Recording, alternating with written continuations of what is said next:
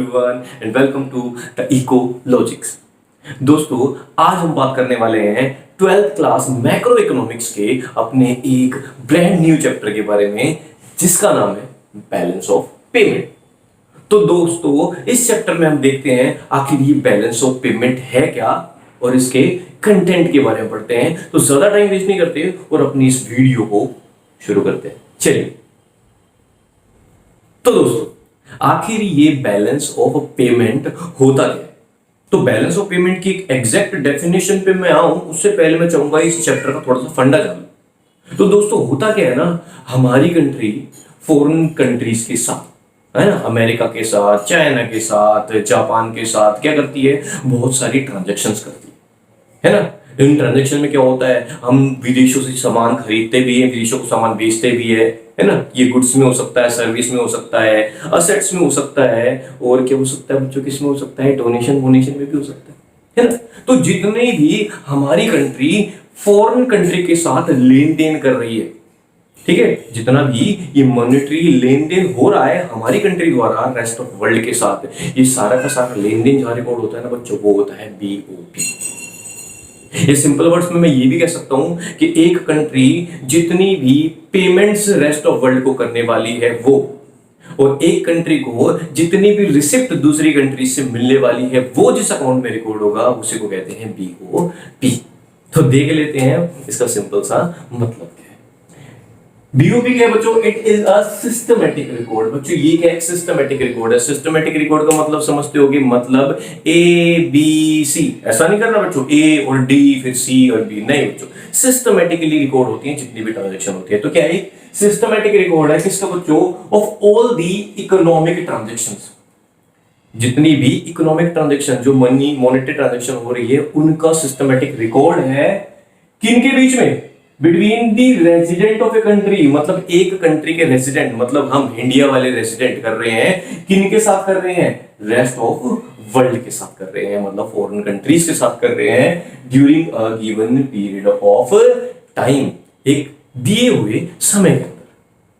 अब बच्चों इनमें कुछ कुछ चीजें जैसे बता देता हूं, जैसे रेजिडेंट ऑफ कंट्री के अंदर कौन कौन आते हैं, रेजिडेंट ऑफ कंट्री के अंदर कौन कौन कर रहा होगा बच्चों, ये जो लेन देन कौन कर रहा होगा बच्चों, या तो ये इंडिविजुअल कर रहे होंगे, या हमारा प्राइवेट सेक्टर कर रहा होगा, या हमारी गवर्नमेंट कर रही होगी, है ना। हम इंडिविजुअल, हमारा प्राइवेट सेक्टर, गवर्नमेंट क्या कर रहा है, रेस्ट ऑफ वर्ल्ड के इंडिविजुअल के साथ, प्राइवेट सेक्टर के साथ या गवर्नमेंट के साथ क्या कर रहा होगा, जो लेन देन कर रहा होगा, जो एक्सपोर्ट इंपोर्ट कर रहा होगा, बहुत सारी चीजों में ये रिकॉर्ड करते हैं हम पीओपी के अंदर। अगली चीज given period of time. Given period of time मतलब कब, कितने टाइम के लिए बनाया जाता है सर, ये सर क्वार्टरली भी बन सकता है और ईयरली भी बन सकता है।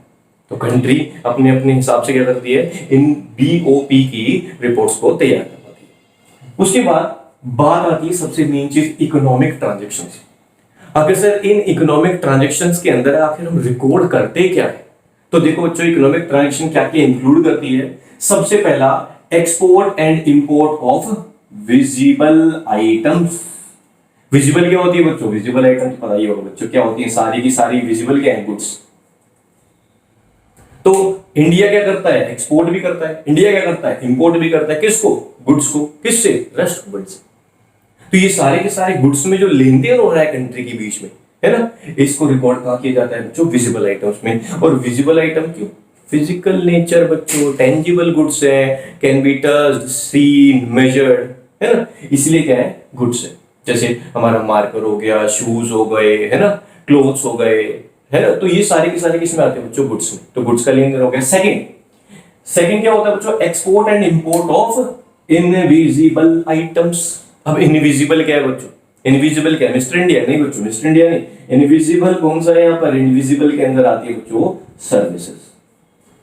तो इंडिया क्या करता है बच्चों, इंडिया क्या करता है, फॉरेन कंट्रीज को सर्विसेज प्रोवाइड भी करता है और उनसे सर्विसेज लेता भी है ना। तो इन सर्विसेज के जो लेन देन है वो भी कहां रिकॉर्ड होते हैं, बीओपी के अंदर ही रिकॉर्ड होते हैं।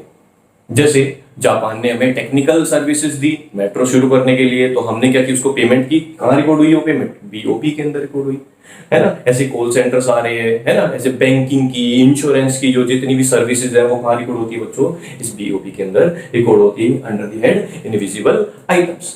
अगला है बच्चों यूनिलेटरल ट्रांसफर। यूनिलेटरल का मतलब होता है एक तरफा ट्रांसफर।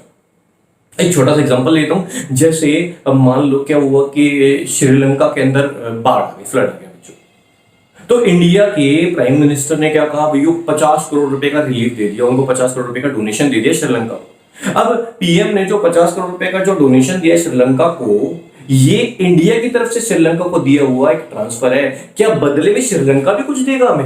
अरे नहीं भैया, वहां तो फ्लड आई हुई है ना। तो ये ऐसे ट्रांसफर क्या कहलाते हैं बच्चों? यूनिलेटरल ट्रांसफर, जो एक कंट्री दूसरी कंट्री को देती है लेकिन उसके कंसिडरेशन में हमें कुछ नहीं मिलने वाला। ठीक है, दीज आर यूनिलेटरल ट्रांसफर्स। और होता क्या है, हमारा इंडिया फॉरेन कंट्रीज को ये ट्रांसफर्स देता भी है और फॉरेन कंट्रीज हमें ये ट्रांसफर देती भी है। तो इनका जो लेन देन है वो भी कहूंगा बीओपी में रिकॉर्ड होगा। And the last is capital transfers. अब कैपिटल ट्रांसफर के अंदर क्या आएगा बच्चों? कैपिटल ट्रांसफर के अंदर जितना भी कैपिटल रिसिप्ट्स, जितनी भी कैपिटल रिसिप्ट्स और जितनी भी कैपिटल पेमेंट्स होती है, ठीक है ना, जितनी भी कैपिटल रिसिप्ट और कैपिटल पेमेंट्स होती है वो रिकॉर्ड होती है किसमें? कैपिटल ट्रांसफर्स के लिए। किसमें? बीओपी के अंदर। ठीक है, इनका पता कैसे लगता है बच्चों? ये वही है सेम जैसे आपने गवर्नमेंट बजट चैप्टर में की होगी। हाँ, जिसको याद है तो याद है, गवर्नमेंट बजट चैप्टर में capital receipt and capital payment आई थी। और इनका मेन चीज क्या होती है? ये जो होती है ना, ये रिसिप्ट और पेमेंट क्या होती है? ये एक कंट्री की असेट्स और लायबिलिटीज को क्या कर देती है? इन्फ्लुएंस कर देती है। ठीक है, ये असेट्स और लायबिलिटीज को कम या ज्यादा कर देती हैं, इसलिए कैपिटल नीचे की आइटम होती है। तो ये भी का रिकॉर्ड होंगी बच्चों, इनका लेन देन भी का रिकॉर्ड होगा बीओपी के अंदर। तो ये है आपकी इकोनॉमिक ट्रांजैक्शंस जो हम क्या करने वाले हैं? बीओपी के अंदर रिकॉर्ड करने वाले हैं। इसके बाद देखते हैं बच्चों के बीओपी, जो हम बीओपी अकाउंट मेंटेन कर रहे हैं, इसकी अकाउंटिंग होती कैसे, इसका स्ट्रक्चर कैसा है? तो दोस्तों याद रखना, इसकी स्ट्रक्चर कैसा है कि transactions are recorded on the basis of double entry book keeping system.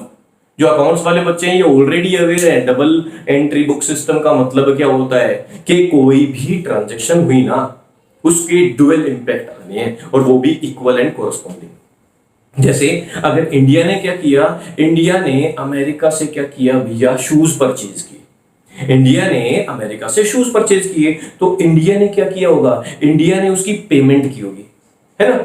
India ने उसकी पेमेंट की होगी और अमेरिका को उसकी रिसिप्ट मिली होगी। तो दो साइड, एक तो पेमेंट हुई हमारी तरफ से तो हमने पेमेंट की, तो हमने किस तरफ रिकॉर्ड किया उसे, और दूसरी तरफ अमेरिका को रिसिप्ट मिली तो उसने कैसे रिकॉर्ड किया। तो देख लेते हैं बच्चों, क्या लिखा है? Under this system there are two equal corresponding sides. दो साइड्स होती हैं और इक्वल और कोरस्पॉन्डिंग होती है। कौन कौन सी? एक होती है डेबिट साइड और एक होती है क्रेडिट साइड। डेबिट साइड को हम नेगेटिव साइड भी कहते हैं, क्योंकि यहां सारी की सारी पेमेंट्स आती है। मतलब क्या आती है? Outflow of foreign exchange. मतलब यहां पे पैसा क्या होता है? आउटफ्लो, बाहर चला जाता है, कम हो जाता है। जबकि क्रेडिट साइड को पॉजिटिव साइड कहते हैं। क्यों? क्योंकि ये इनफ्लो फॉरेन एक्सचेंज को शो करता है, मतलब इसमें पैसा आएगा।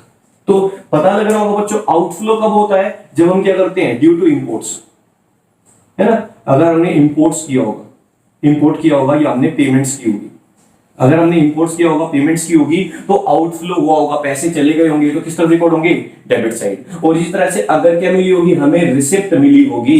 अगर इनफ्लो आया होगा, कब आया होगा इनफ्लो? Due to export. जब हमने विदेशों को सामान बेचा होगा, एक्सपोर्ट किया होगा, तो हमें क्या मिली होगी? रिसिप्ट मिली होगी, है ना। तो रिसिप्ट किस तरफ रिकॉर्ड होगी बच्चों? वो क्रेडिट साइड रिकॉर्ड होगी। सिंपल सा फंडा है बच्चों कि पैसे आ रहे हैं तो क्रेडिट साइड फायदा हो रहा है बच्चों, ठीक है, पॉजिटिव साइड। अगर हमारे पैसे जा रहे हैं तो डेबिट साइड, ठीक है, जिसे नेगेटिव साइड भी कहते हैं। तो left hand side is the debit side and right hand side is the credit side. तो बच्चों देखते हैं आगे बैलेंस ऑफ पेमेंट में फर्दर क्या है। चलिए शुरू करते हैं। तो दोस्तों आगे देखते हैं कि बैलेंस ऑफ पेमेंट जो होता है ना, इसका जो परफेक्ट सिनेरियो है, यही कह सकते हो कि अकाउंटिंग सेंस में देखा जाए तो बैलेंस ऑफ पेमेंट क्या होने वाला है बच्चों? हमेशा हमेशा याद रखना क्या रहने वाला है बच्चों? बैलेंस रहने वाला है। अकाउंट के अंदर देखते हो ना आप, जैसे जो अकाउंट वाले हैं उनको पता ही होगा, जब ट्रायल बैलेंस बनाते हैं, बैलेंस शीट बनाते हैं, तो क्या होते हैं? Debit side credit side both are always equal, है ना, इक्वल रहते हैं। तो अकाउंटिंग सेंस में हम ये मानकर चलते हैं कि हमेशा क्या होने वाला है भैया? बीओपी भी क्या रहेगा? बैलेंस रहेगा। बैलेंस का मतलब क्या है बच्चों? कि इसकी डेबिट साइड और जो क्रेडिट साइड है दोनों क्या आएगी? बिल्कुल इक्वल है। डेबिट साइड का मतलब तो पता ही है बच्चों, नेगेटिव साइड। डेबिट साइड को क्या कहते हैं, नेगेटिव साइड, और क्रेडिट साइड को क्या कहते हैं, पॉजिटिव। मतलब नेगेटिव और पॉजिटिव क्या रहेंगे, दोनों बराबर रहेंगे, तो बैलेंस क्या आएगा बच्चों, जीरो। बैलेंस क्या आएगा, जीरो आएगा। तो इंपोर्ट, डेबिट साइड का मतलब होता है डेबिट की तरफ क्या आता है, इंपोर्ट आते हैं, तो इंपोर्ट की जो पेमेंट्स हो रही है और एक्सपोर्ट से जो रिसिप्ट आ रही है वो दोनों क्या रहेंगी, बराबर रहेगी। इसलिए बैलेंस जो बचेगा, बैलेंस जो बचेगा पेमेंट को बिल्कुल क्या रहेगा, बैलेंस ऑफ पेमेंट में बिल्कुल जीरो बचेगा। ये तो था अकाउंटिंग सेंस में कि हमेशा डेबिट क्रेडिट बराबर रहेंगे। लेकिन इकोनॉमिक्स की बात करूं ना, इकोनॉमिक्स में क्या होता है बच्चों, इकोनॉमिक सेंस की बात करूं तो जरूरी नहीं है कि बैलेंस्ड ही रहे, ये अनबैलेंस्ड भी हो सकता है। और अनबैलेंस्ड का मतलब क्या हो सकता है, अनबैलेंस में क्या हो सकता है बच्चों, अनबैलेंस में ये हो सकता है कि सरप्लस क्रिएट हो जाए या फिर डेफिसिट क्रिएट हो जाए। तो बीओपी सरप्लस में कब रहेगा, सरप्लस में कब रहेगा बच्चों, जब इसकी नेगेटिव साइड तो कम रह जाए और पॉजिटिव साइड ज्यादा हो जाए। मतलब डेबिट साइड कम और क्रेडिट साइड क्या हो जाए, ज्यादा हो जाए। या फिर मैं ये भी कह सकता हूं कि जो डेबिट साइड है वो क्या आती है, इंपोर्ट पेमेंट्स आती है। तो जो हमारी पेमेंट्स है वो कम है और हमारी रिसिप्ट क्या है, ज्यादा है। मतलब हमें पैसे ज्यादा मिल गए और हमने कम दिए, तो हमें क्या होगा, पॉजिटिव बैलेंस बचेगा, जिसे हम कहेंगे सरप्लस, बीओपी। इसके अलावा बच्चों डेफिसिट में कब होगा, बिल्कुल इन्वर्स कर दो यार, मैथ तो इतनी तो आती है ना। तो क्या करना डेफिसिट में, यहाँ पे क्या थी, डेबिट कम थी, क्रेडिट ज्यादा थी, और डेफिसिट में क्या हो जाएगी, डेबिट ज्यादा और क्रेडिट कम। मतलब नेगेटिव साइड तो हो गई ज्यादा और पॉजिटिव साइड आ गई हमारी कम। तो बैलेंस क्या बचेगा बच्चों, नेगेटिव साइड ज्यादा है, पॉजिटिव साइड कम है, तो बैलेंस क्या बचेगा, हमेशा नेगेटिव बचेगा, ये तो पता ही है बच्चों।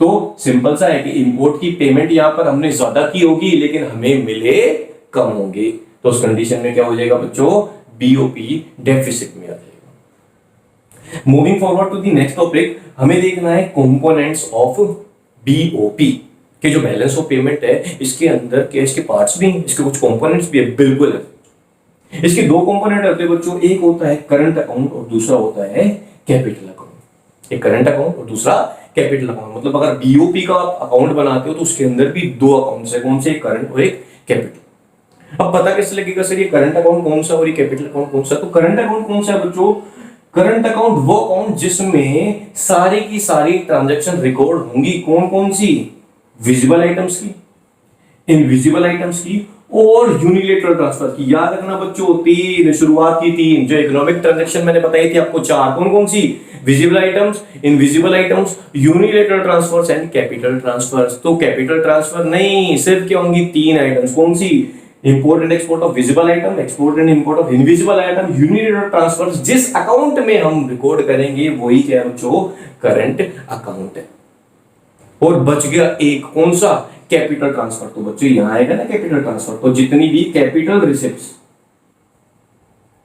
जितनी भी capital receipts and capital payments है वो कहां रिकॉर्ड होगी बच्चों, वो होगी हमारी कैपिटल अकाउंट के अंदर रिकॉर्ड की जाएगी। ठीक है, तो कैपिटल अकाउंट एक बहुत ब्रॉडर सेंस में इसके अंदर कौन कौन सी आइटम्स आती है, ठीक है बच्चों, इसके बारे में हम बात करेंगे अपने नेक्स्ट लेक्चर के।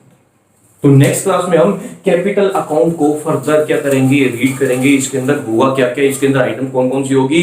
तो तब तक के लिए बच्चों ये वीडियो अच्छी लगी तो लाइक, शेयर, और जिसने सब्सक्राइब नहीं किया यार कर देना सब्सक्राइब। और मिलेंगे नेक्स्ट वीडियो में, कैपिटल अकाउंट और बैलेंस ऑफ ट्रेड के बारे में जानेंगे आखिर ये होता क्या है। तब तक के लिए जय हिंद, जय भारत, चलते।